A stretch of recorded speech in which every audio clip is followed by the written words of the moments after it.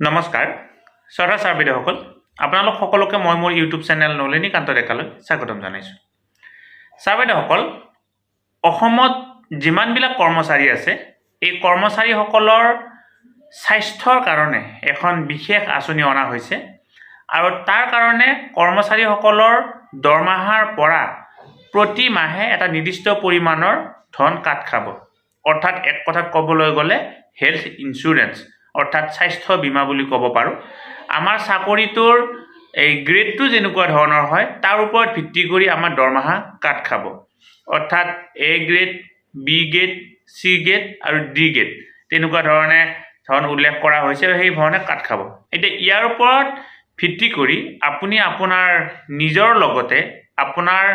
ওপৰত নিৰ্ভৰ কৰি যিসকল ব্যক্তি চলে আপোনাৰ পৰিয়ালৰ তেওঁলোকৰ নাম এটা নিৰ্দিষ্ট পৰ্টেলত আপোনালোকে ৰেজিষ্টাৰ কৰিব লাগিব আৰু ৰেজিষ্টাৰ কৰাৰ পিছত প্ৰতি মাহতে আপোনাৰ সেই নিৰ্দিষ্ট পৰিমাণৰ ধন কাট খাব আৰু তাৰ ওপৰত ভিত্তি কৰি আপুনি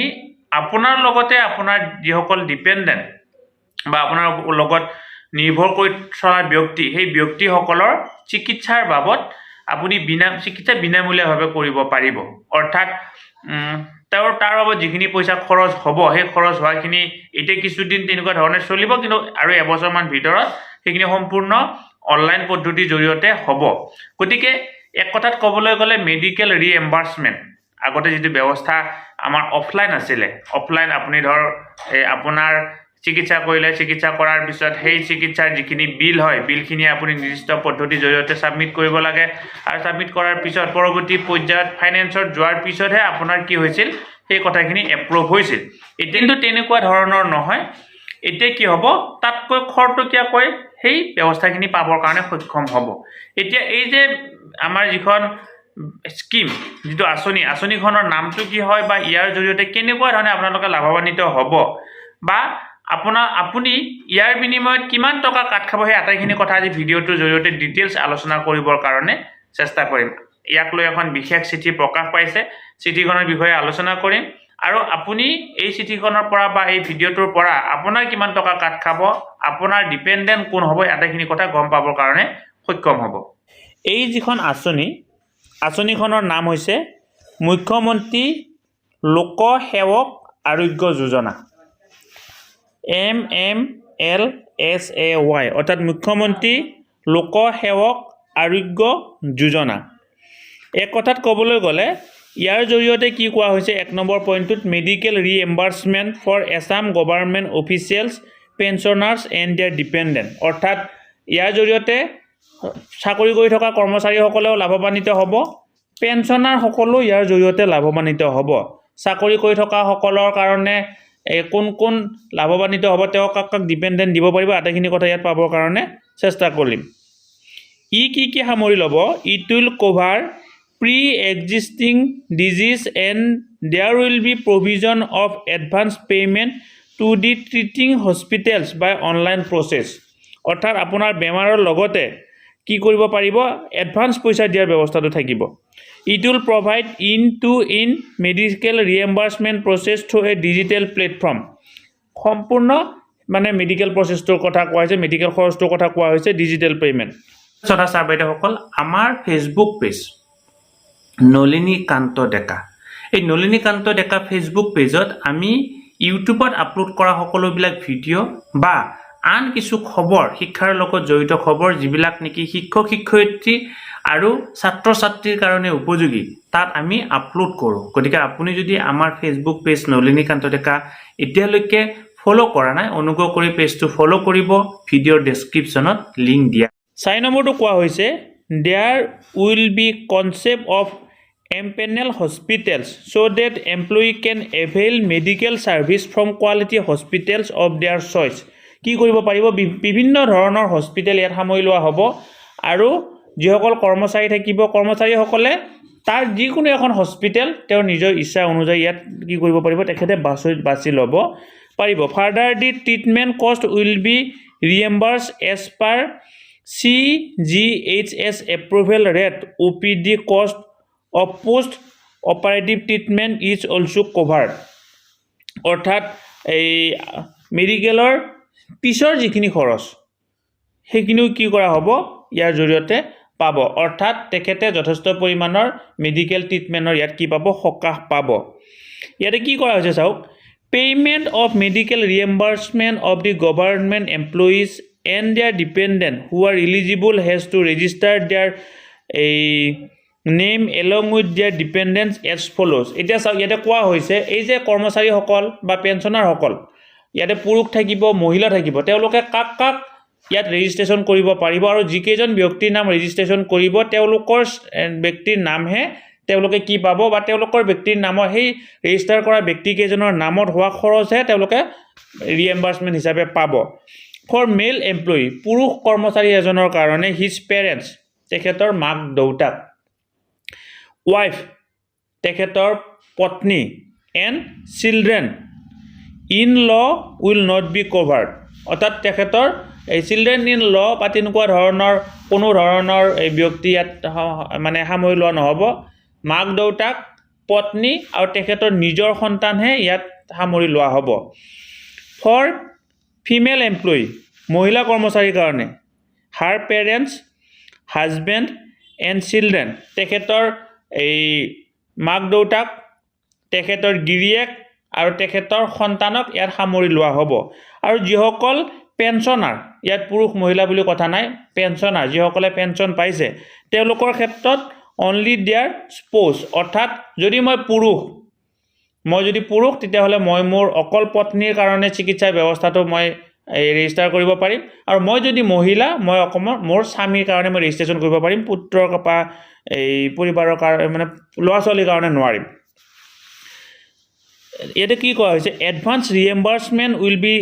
directly credited to the hospital where beneficiary is getting treatment. The advance amount will be settled once the final submission of reimbursement is done. অৰ্থাৎ এডভান্স পেমেণ্ট হৈ যাব গতিকে এই যথেষ্ট সুবিধা হ'ব গোটেইখিনি কথা যেহেতু অনলাইনৰ জৰিয়তে হ'ব ইয়াত আমাৰ যে অটল অমৃত যোজনা বা আয়ুষ্মান কাৰ্ডৰ যেনেকুৱা ধৰণৰ ব্যৱস্থা ঠিক তেনেকুৱা ধৰণৰ ব্যৱস্থা এটা কৰিবৰ কাৰণে কোৱা হৈছে তাৰপিছত process of registration in the মুখ্যমন্ত্ৰী লোক সেৱা আৰোগ্য যোজনা পৰ্টেলত কেনেকুৱা ধৰণে কৰিব লাগিব employee can do self registration তেওঁলোকে নিজাববীয়াকৈ ৰেজিষ্ট্ৰেশ্যন কৰিব লাগিব for take help from kicks for registration at DC office third floor NIC block for beneficiaries including dependent ইয়াতে এই নিৰ্দিষ্ট যিটো মানে এই এড্ৰেছ দিয়া হৈছে তাত তেওঁলোকে যাব পাৰিব বা এটা পৰ্টেল দিয়া হৈছে পৰ্টেল ফৰ ৰেজিষ্ট্ৰেশ্যন ষ্টেপ 1 কি কোৱা হৈছে মুখ্যমন্ত্ৰী লোক সেৱা আৰোগ্য যোজনা .assam.gov.in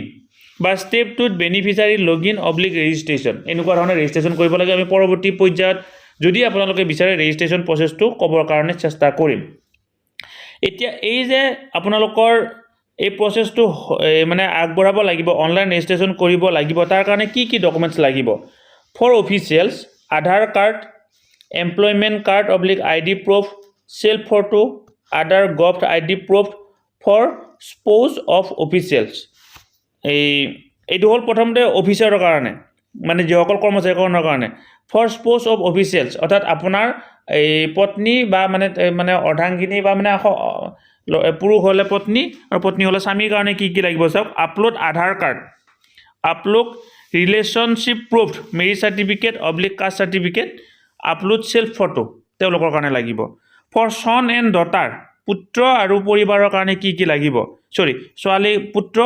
মানে ল'ৰা ছোৱালীৰ কাৰণে কি কি লাগিব upload self photo upload gov ID proof upload relationship proof birth certificate লাগিব ফৰ পেৰেণ্টছ অফ অফিচিয়েলছ তেওঁলোকৰ মাক দেউতাকৰ কাৰণে কি কি লাগিব upload self photo upload govt ID proof upload relationship proof তেওঁৰ যে মানে কি বুলি কয় মাক বা দেউতাক হয় সেই তাৰ প্ৰমাণ তাৰপিছত for pensioners of Assam government PPO order copy Aadhaar card /govt ID self photo PPO আমিতো সকলোৱে জানো for spouse of pensioner Aadhaar card /govt ID relationship proof self photo এইখিনি যেতিয়া আপোনালোকে অনলাইন কৰিব অনলাইন কৰাৰ সময়ত এই কথাখিনি আপোনালোকৰ লাগিব এতিয়া ইয়াৰ পৰা বেনিফিট কি হ'ব আপোনালোকে চাওক বেনিফিটছটো কি হ'ব কি কি সুবিধা পাব আপোনালোকে in claim processing in a single IT platform claim DDU approval, TPA approval, SHA approval and admissibility board approval. অৰ্থাৎ একেলগে সব অনলাইন হ'ব ইয়াতে অনলাইন এপ্ৰুভেল বিলাক হ'ব ইয়াত কোনো ধৰণৰ কথা নাথাকে অনলাইন হ'ব real time update of registration and reimbursement process to beneficiaries through SMS এৰ জৰিয়তে গম পাব আপোনালোকে আধাৰ link process to prevent fund claim যেতিয়া আধাৰৰ লগত লিংক হৈ যাব গতিকে পইচাৰ কোনো খেলিমেলি কথা আহি নপৰে claim will be reimbursed within the fixed time of 19 days claim will be reimbursed within the fixed time frame of 90 days 90 দিনৰ ভিতৰত আপোনালোকৰ ৰিএম্বাৰ্সমেন্ট আপুনি যেতিয়া এপ্লাই কৰাৰ পিছত পইচাখিনি আপোনালোকে পাবৰ কাৰণে সক্ষম হ'ব ইয়াৰ কাৰণে প্ৰত্যেকজন কৰ্মচাৰীয়ে একটা মান্থলি কন্ট্ৰিবিউশন দিব লাগিব এই কন্ট্ৰিবিউশনটো কি চাওক আপোনালোকে ক্লেইম এই আপুনি যদি গ্ৰেড 1 ৰ হয় প্ৰত্যেক মাহত আপোনালোকৰ এই স্যালাৰি পৰা 500 টকা কাটা যাব আপুনি যদি সেকেন্ড গ্ৰেডৰ কৰ্মচাৰী হয় 325 টকা কাটা যাব আপুনি যদি থাৰ্ড গ্ৰেডৰ কৰ্মচাৰী হয় অৰ্থাৎ আমাৰ শিক্ষকসকলৰ কথা ক'বলৈ গ'লে আমাৰ 225 টকা কাটা যাব আপুনি যদি ফৰ্থ গ্ৰেডৰ হয় তেতিয়া হলে আপোনালোকৰ 125 টকা কাট খাব প্ৰতি মাহতে এইটো কাট খাব আৰু তাৰ বিনিময়ত আপুনি কি পাব নিৰ্দিষ্ট পৰিমাণৰ চিকিৎসাৰ ধন পাবৰ কাৰণে সক্ষম হ'ব গতিকে ইয়াতে কি কৈছে আপোনালোকৰ এই যে পইচাটো কেতিয়া পৰা কাট খাব The monthly contribution will be deducted from the salary from the next month, that is from November 2023 from their monthly salary, and directly credited to the public bank account. আমাৰ এটো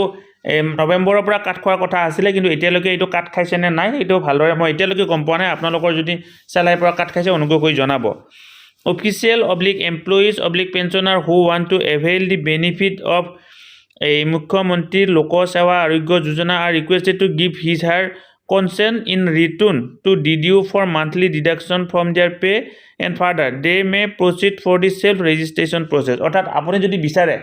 যে আপোনাৰ পইচাটো কাট খাব লাগে আৰু আপুনি এই সুবিধাটো পাব বিচাৰে আপুনি এখন লিখিত দিব লাগিব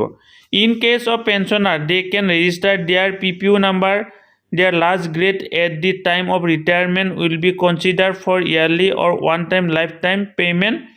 10-year contribution এই পইণ্টটো ভালদৰে বুজি পোৱা নাই আপোনালোকে যদি বুজি পাইছে এবাৰ মোক মানে অনুগ্ৰহ কৰি কমেন্ট বক্সত কমেন্ট কৰি জনাব গতিকে এনেকুৱা ধৰণে এই সুবিধাখিনি আছে গতিকে ইয়াত এই যিখন লেটাৰ আহিছে এইখনৰ বিষয়ে আপোনালোকক অকমান ক'বৰ কাৰণে চেষ্টা কৰিলো ইয়াৰ উপৰিও ইয়াত যদি কিবা পইণ্ট ৰৈ গৈছে আপোনালোকে যদি ইতিমধ্যে ভালদৰে বুজি পাইছে অনুগ্ৰহ কৰি কমেন্ট বক্সত কমেন্ট কৰিব পৰৱৰ্তী পৰ্যায়ৰ ভিডিঅ'ত আমি সেইখিনি আপোনালোকৰ মাজলৈকে লৈ আহিবৰ কাৰণে চেষ্টা কৰিম ছাৰ বাইদেউসকল ভিডিঅ'টো ইমানতে সামৰিছো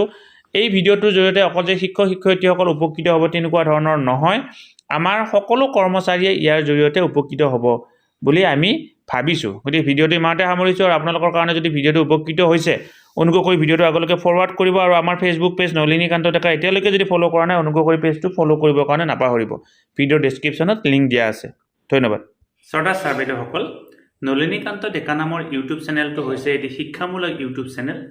এই চেনেলটোৰ জৰিয়তে আমি শিক্ষক ছাত্ৰ-ছাত্ৰী অভিভাৱক আৰু বিদ্যালয়ৰ কাৰণে উপযোগী কিছু ভিডিঅ' প্ৰস্তুত কৰিবৰ কাৰণে চেষ্টা কৰোঁ আপুনি যদি পোন প্ৰথমবাৰৰ কাৰণে এই চেনেলটো চাইছে অনুগ্ৰহ কৰি চেনেলটো সাবস্ক্ৰাইব কৰিব আৰু অল নটিফিকেশন প্ৰেছ কৰি থব